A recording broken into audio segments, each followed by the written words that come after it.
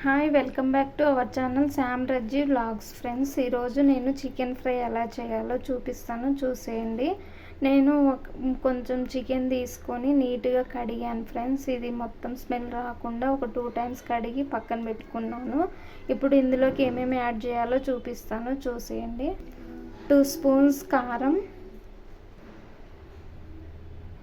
టేస్ట్కి సరిపోను సాల్ట్, కొద్దిగా పసుపు అండ్ 1 స్పూన్ అల్లం పేస్ట్.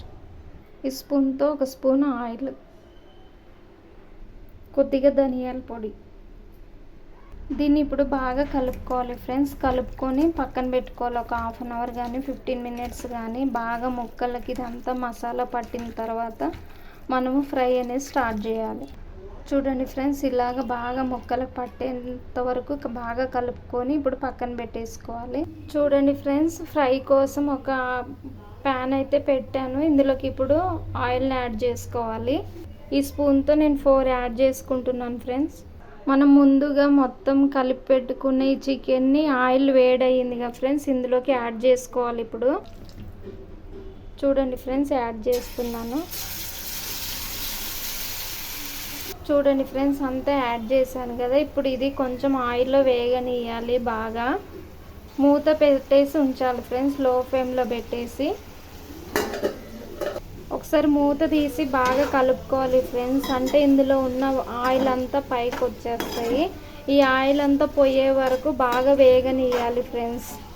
వాటర్ ఇందులో నుంచి పైకి వస్తాయి కదా, ఆ వాటర్ అంతా పోయే వరకు వేగనియాలి బాగా. చూడండి ఫ్రెండ్స్, వాటర్ అంతా ఇంకిపోయాయి కదా, ఇంకా కొంచెం సేపు వేగాలి ఇవి బాగా. చూడండి ఫ్రెండ్స్, మన ఫ్రై అయితే కంప్లీట్ అయ్యింది. ఇప్పుడు ఇందులోకి కొద్దిగా కరివేపాకు అండ్ ముందుగా చీలి పెట్టుకున్న 2 పచ్చిమిర్చి ఫ్రెండ్స్, ఇవి వేసుకొని యాడ్ చేసుకోవాలి.